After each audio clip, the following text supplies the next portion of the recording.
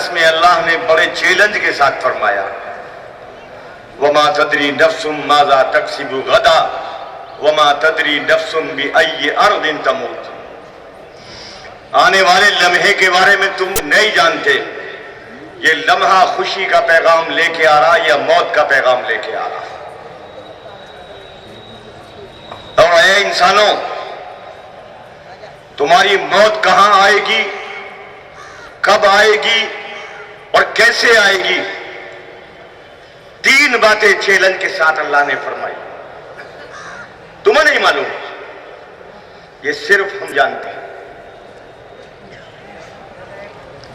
میرے نوجوانوں، موت کا تذکرہ کر رہا ہوں اس وجہ سے مجھے ابھی دل رو رہا ہے، تڑپ رہا ہے۔ اتنا دردناک حادثہ ابھی صبح 3 بجے پیش آیا ہے کہ ہمارے دل دہل جائیں گے۔ اپنے آپ کو سنبھالنے کی ضرورت ہے۔ یہ نوجوان سمجھنے کو تیار نہیں، ماننے کو تیار نہیں۔ اس عیدگاہ کے ممبر سے، جامع مسجد کے ممبر سے میں للکار کر اپنے نوجوانوں سے کہتا ہوں، تم قوم کی امانت ہو، خدا کے واسطے اپنے آپ کو سنبھال لو۔ قوم کا مستقبل تمہارے کاندھوں پر ہے۔ اگر تم نے اپنے آپ کو نہ سنبھالا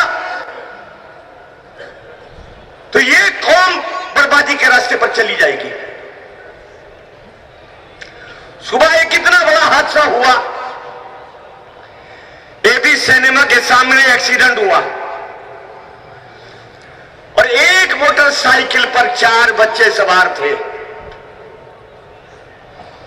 سن لو، ایک موٹر سائیکل پر 4 بچے ہمارے سوار تھے۔ ایکسیڈنٹ ہوا، شاپیر کے گندرا چوک کے بچے انہیں اٹھا کے آنند لے گئے۔ آنند میں لے جانے کے بعد ان کا ٹریٹمنٹ شروع ہوا ہوگا کہ 5 منٹ کے اندر 4 بچوں کا انتقال ہو گیا۔ ابھی صبح 3 بجے کا حادثہ ہے، بچوں کا انتقال ہو گیا۔ غریب بچے تھے۔ محلے کے جو نوجوان اسپتال میں لے کے گئے، اس اسپتال کے اندر 50,000 روپے کا بل بنا دیا گیا۔ ان بچوں نے چندہ اکٹھا کر کے 3,000 روپے وہاں جمع کیے، تب ان بچوں کی لاشیں لے کے آئے۔ خدا کے واسطے اپنے آپ کو سنبھال لو۔ ایک موٹر سائیکل پر 3 بچوں کا سوار ہونا، 4 بچوں کا سوار ہونا ایک ہماری عادت بن گئی۔ اس لیے یہ تھوڑی سی دیر میں اسپتال کے اندر 50,000 کا بل بنا دینا یہ عام بات ہو گئی ہے۔ آج شہر کے نرسنگ ہوم اور اسپتال، جو پرائیویٹ اسپتال اور نرسنگ ہوم ہے، یہاں یہ قتل گاہ بن گئے، قتل گاہ۔ جن ڈاکٹروں پر اعتماد اور یقین اور بھروسہ کر کے ہم لوگ علاج کرانے کے لیے جاتے ہیں، آج یہ سارے کے سارے بڑے سے بڑا ڈاکٹر دلال بن گیا، دلال۔ یہ بیچارہ مریض غریب کس طرح سے جا کے اپنا علاج کرانے کی محنت اور کوششیں کرتا ہے، لیکن جو ڈاکٹر بیٹھا ہے اسے اپنی وزٹ چاہیے۔ 1 منٹ کے لیے آئے گا، 1,000 روپے 1 وزٹ کے لے جائے گا۔ جانچ ہونے کے لیے جہاں جائے گی، اس ڈاکٹر کا کمیشن ہر جگہ پر ہے۔ بعض نرسنگ ہوموں میں اس بات کی پابندی لگا دی کہ باہر سے دوا نہیں آئے گی، اسی نرسنگ ہوم کے اسٹور سے دوا لینی پڑے گی۔ ایک نرسنگ ہوم کا میڈیکل جو ٹھیکہ دیا جا رہا ہے، 50 لاکھ روپے ایڈوانس لے کر میڈیکل کا ٹھیکہ دیا جا رہا ہے۔ 1 لاکھ روپے 2 لاکھ روپے کرائے کے لیے جا رہے ہیں۔ ہماری سرکار نے یوپی سرکار ہو چاہے سینٹر کی سرکار ہو کوئی توجہ ابھی تک اس بات پر نہیں دی ہے. یہ غریب انسان کسی بھی مذہب کا ماننے والا کسی بھی دھرم کا ماننے والا ہو لیکن ان حالات سے ہر آدمی دو چار ہے. میری درخواست ہے اسٹیٹ گورنمنٹ اور سینٹرل گورنمنٹ سے کہ اس پر توجہ دے. ایسے لوگوں نے نرسنگ ہوم بنا لیے جن کے پاس پیسہ تھا ڈاکٹر نہیں ہے اور نرسنگ ہوم بنا کر ٹھیکے پہ دے دیے. ان نرسنگ ہوموں کے اندر صبح سے شام تک بعض نرسنگ ہوموں میں حال یہ ہے کہ آپ مریض لے آئیے ایمبولینس والوں کو کہہ دیا اور ہر مریض پہ 5,000 روپے تمہیں ملیں گے مریض سے جو لینا وہ تم جانو. ایسی دلالی اور ایسے کمیشن چل رہے. آج ان حالات سے ہم سارے شہر کے لوگ دو چار ہیں. اس لیے حکومت کو ان پر توجہ دینے کی ضرورت ہے. دوسری لائن ایک طرف تو میڈیکل لائن ہے ہماری صحت کی. یہ صحت کے معاملے میں اسلام کے میں جو تعلیمات ہیں نبی کا فرمان ہے کہ العلم علمان العلم علمان علم الادیان و علم الابدان. ڈاکٹر کو اللہ کی معرفت جتنی نصیب ہوتی ہے اور جتنا خدا کو وہ پہچانتا ہے کہ دوسرا نہیں پہچان سکتا. لیکن یہی ڈاکٹر اس دنیا کے نشے کے اندر اتنا مبتلا ہو گیا ہے کہ اس نے قدرت کو فراموش کر دیا. دوسری لائن ایجوکیشن کی ہے.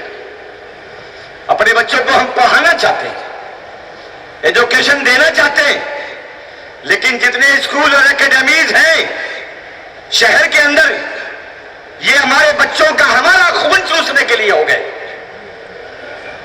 ایک اسکول کے اندر ڈونیشن فیس اور پھر اس کے بعد فیس کے بعد کورس.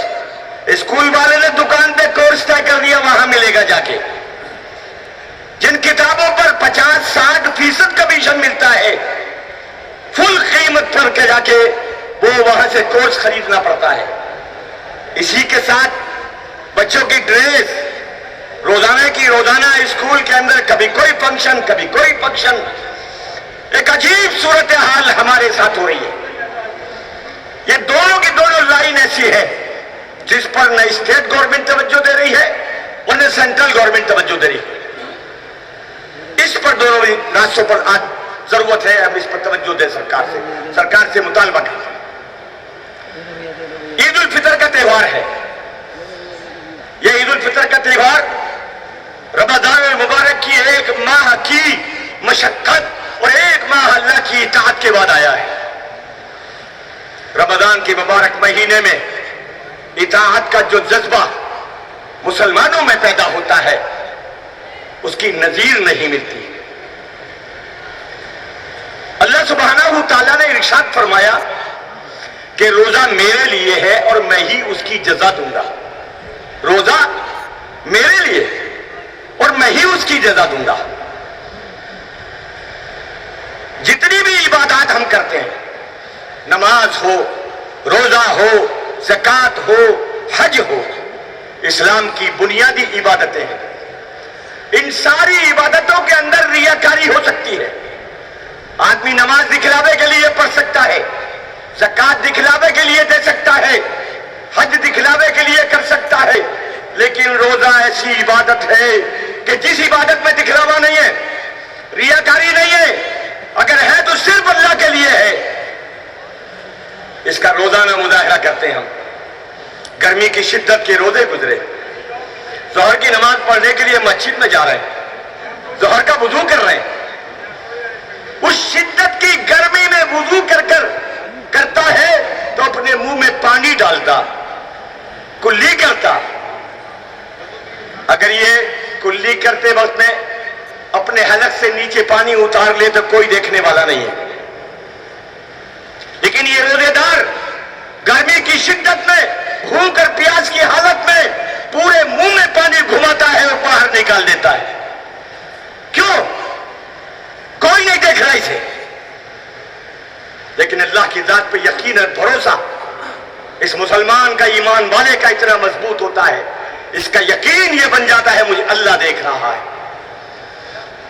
उस अल्लाह के यकीन की बुनियाद पर प्यास की शिद्दत को, भूख को, सब कुछ खुदा की खातिर बर्दाश्त करता है और मुंह से पानी बाहर निकाल के फेंक देता है। ये जो जज्बा पैदा हुआ हमारे अंदर, ये इस रोजे की बरकत से पैदा हुआ। आदमी शराब पीने वाला शराब छोड़ देता, बीड़ी और सिगरेट के पीने वाला इफ्तार सहरी खाता है तो 16.5 घंटे तक उसे कोई हालत नहीं उठती बीड़ी और सिगरेट की। रोजे की बरकत से 16.5 घंटे बगैर बीड़ी और सिगरेट के रहता है। लेकिन इफ्तार करता है तो इफ्तार करते के साथ ही इसे बीड़ी की हलक उठने लगती है, इसे सिगरेट की हलक उठने लगती है, और ये घर से मस्जिद तक इसका जाना मुश्किल। रास्ते में बीड़ी पिसल गाएगा और सिगरेट से लगाएगा, जल्दी जल्दी कश लगावेगा और मस्जिद में जाएगा। ये है रोजे की बरकत। 16.5 घंटे तक इसे कोई हलक नहीं उठी। ये जो जज्बा इताअत का पैदा हुआ रमजान के मुबारक महीने में, अल्लाह ने कुरान मुकद्दस में रोजे का मकसद बयान किया। हमने जो तुम पे रोजे फर्ज किए, हमारा मकसद तुम्हें नेक बनाना, तुम्हें इत्तिबा करने की, तुम्हारे में जज्बा पैदा करना, परहेजगार बनाना, मुत्तकी बनाना, हम ये चाहते हैं। तो क्या ये मुत्तकी और परहेजगारी सिर्फ रमजान के 1 महीने के लिए है? 11 महीने के लिए नहीं? या जो अल्लाह 1 महीने में अपने इन बंदों को देख रहा है कि पानी हलक से निकाल के बाहर फेंक देता है, खुदा देख रहा है, क्या रमजान के रोजों के अलावा वो अल्लाह अपने बंदों के अमाल को नहीं देखता? यकीन इस बात का बनाना होगा हमें कि जिस अल्लाह ने रमजान के मुबारक महीने में हमारी निगरानी फरमाई है, वो अल्लाह 11 महीने में भी निगरानी करता है हमारी। 11 महीने में भी इसी तरह से हम पर तवज्जो देता है। लिए मुसलमानों कि जिस तरह रमजान के मुबारक महीने में 1 महीना गुजारा हमने, तो इताअत के जज्बे के साथ 11 महीने भी गुजारने होंगे। इन 11 महीनों के अंदर भी अपने अंदर एक जज्बा पैदा करना होगा। लेकिन अफसोस, रमजान खत्म हो गए, अभी 2 दिन के बाद में शादियां शुरू हो जाएंगी। इस्लाम ने एक मुकम्मल ज़ाब्ते हयात दिया। मोहताज नहीं हम किसी के भी। जिंदगी गुजारने के लिए उसूल और ज़ाब्ते, कुरान, नबी की जिंदगी हमारी रहनुमाई के लिए मौजूद है। एक एक कदम पर दुनिया के मुश्किल तरीन हालात में हमारी रहनुमाई कुरान करता है। इसलिए मुसलमानों कुरान मुखातब करके कहता है, वला तहीनु वला तहज़नु व अंतुमुल अअलौना इन कुंतुम मुमिनीन। ऐ मुसलमानों डरो मत नहीं, ऐ मुसलमानों खौफ मत खाओ। योगी सरकार आ गई मत डरो, मोदी सरकार आ गई मत डरो। उस अल्लाह की कब्जा कुदरत में पूरी समझे दुनिया की सारी कायनात है। उस अल्लाह से राब्ता बनाओ। कुरान में अल्लाह कहता है डरो मत नहीं, खौफ मत खाओ, वअंतुमुल अअलौना इन कुंतुम मुमिनीन। दुनिया में तुम ही को सर बुलंद रखेगा, शर्त ये तुम ईमान वाले हो। अगर ईमान हमारी जिंदगी के अंदर है तो घबराने की जरूरत नहीं। इसलिए मुसलमानों, 24 घंटे की जिंदगी में अल्लाह का बनाया हुआ निजाम, कुरान करीम का बनाया हुआ ज़ाब्ता, नबी की पूरी जिंदगी का उसवा, जब तक इसको नहीं अपनाया जाएगा हम दुनिया और आखिरत की जिंदगी में कामयाब नहीं हो सकते। दुनिया और आखिरत की जिंदगी में कामयाब नहीं हो सकते। अभी 2 दिन 3 दिन के बाद में شادیاں شروع ہو جائیں گی. یہ شادیاں اللہ کی نافرمانی اور قرآن کے اصول کے خلاف عمل کرنے کا ایک ہمارا پلیٹ فارم بن گیا. قرآن کریم کہتا ہے اے ایمان والو کھڑے ہو کر مت کھانا. کھڑے ہو کر کھانا جانوروں کا کھانا ہے. کھڑے ہو کر کھانا اللہ کے نافرمانوں کا شیوا ہے. لیکن یہ عیدگاہ کے میدان میں بیٹھا ہوا سارا مسلمان اسے اس وقت جب یہ کسی شادی میں شامل ہوتا ہے تو خدا کا حکم یاد نہیں رہتا, اسے قرآن کا ضابطہ یاد نہیں رہتا, جانوروں کی طرح کھڑے ہو کر کھانا کھاتا ہے, قرآن کے خلاف عمل کرتا ہے, نبی کی سنت کی دجیہ بکھیرتا ہے, قرآن کے احکامات کے خلاف عمل پیش کر رہا ہے. کبھی احساس ہوتا ہے اس بات کا اللہ کی مدد کیسے آئے گی ہمارے اوپر؟ اللہ کی مدد کا تو وعدہ ہے, لیکن ان لوگوں سے وعدہ ہے جو بندے اللہ کے فرما بردار ہوں گے. قرآن کریم میں اللہ نے بڑے چیلنج کا کہا يَنْصُرْكُمُ اللَّهُ فَلَا غَالِبَ لَكُمْ وَإِنْ يَخْذُلْكُمْ فَمَنْ ذَا الَّذِي يَنْصُرُكُمْ مِنْ بَعْدِهِ. اگر اللہ تمہاری مدد کو کھڑا ہو گیا دنیا کی کوئی طاقت تمہارا کچھ نہیں بگاڑ سکتی. دنیا کی کوئی بڑی سے بڑی طاقت تمہارا کچھ نہیں بگاڑ سکتی. اور اگر اللہ نے مدد کا ہاتھ ہٹا لیا اپنا تو دنیا کی کوئی طاقت تمہیں کامیاب نہیں کر سکتی. اس لیے مسلمانوں وقت تنگ ہے اور بہت ساری ضروری باتیں کرنی تھی. اس لیے اب اپنے آپ کو سنبھالنے کی ضرورت ہے. ایک بات خوب اچھی طرح ذہن میں رکھو, ظلم کے ساتھ کوئی سرکار چلانا چاہے خدا کی قسم وہ سرکار چل نہیں سکتی. اللہ کفر کو برداشت کر لیتا ہے, ظلم کو برداشت نہیں کرتا. ظلم ابھی 3 دن پہلے ٹرین کے اندر ایک حادثہ ہوا, ایک نوجوان بچے کو پیٹا اور مار کے ٹرین سے نیچے پھینک دیا گیا. جنید نام کا بچہ, اس کے ساتھ 2 بچے اور تھے مسلمانوں کے, ان کے ساتھ یہی جاتی کی اور دھکے دے دیا ٹرین سے. اگر یہ سرکار یو پی کی اور سینٹر کی مسلمانوں پہ ظلم اسی طرح کے رکھے گی تو تاریخ اٹھا کر دیکھ لو ہندوستان کی, دنیا کی, جو ظلم پر اترا ہے اللہ نے اس کا نام و نشان مٹا دیا. اللہ کفر کو برداشت کر لیتا ہے, ظلم کو برداشت نہیں کرتا.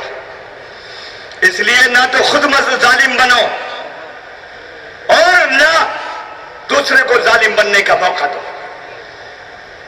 جگاؤ اپنے آپ کو. اللہ کا نظام ہے یہ, اس خدا کے نظام کے بنائے ہوئے معاملات میں اپنے دخل دینے کی ضرورت نہیں. قرآن کریم میں اللہ نے فرمایا وَتِلْكَ الْأَيَّامُ نُدَاوِلُهَا بَيْنَ النَّاسِ. ہم دنوں کا الٹ پھیر کرتے رہتے, کبھی کسی کو حاکم بناتے, کبھی کسی کو محکوم بناتے, کسی کو نوکر بناتے تو کسی کو آقا بناتے ہیں. ہر وقت میں ہر حالات میں خدا کی شکر گزاری ہونی چاہیے. اللہ کے بندے بنو, دنیا کے بندے نہیں. کارپوریشن کا الیکشن آ رہا ہے, ہر علاقے کے اندر 20 کینڈیڈیٹ, 10 کینڈیڈیٹ, یہ نوجوان بچے نکل کے آ رہے ہیں. خدا کے واسطے ابھی پچھلے الیکشن میں سارے نتیجے دیکھ لیے ہم نے. اس آنے والے الیکشن کے اندر اس کا خیال رکھیے کہ اپنی نیتوں کو مت بکھیریے, اپنی طاقت کو مت بکھیریے, اس برادری واد کی لعنت کو ختم کر دیجئے. اس صحیح معنی میں پکے سچے مسلمان بنو, قرآن کے اتباع کرنے والے بنو, نبی کے طریقے پر چلنے کی اپنے اندر جو ہے یہ سکت پیدا کرو اور اس برادری واد کی لعنت سے اپنے آپ کو بچاؤ. اس لیے خدا کا بڑا کرم ہے, اللہ نے ہمیں دین دیا, قرآن دیا, ہم اس کے احکامات کے پابند ہیں. اللہ ہمیں عمل کرنے کی توفیق دے دے. باخر دعوانا الحمدللہ.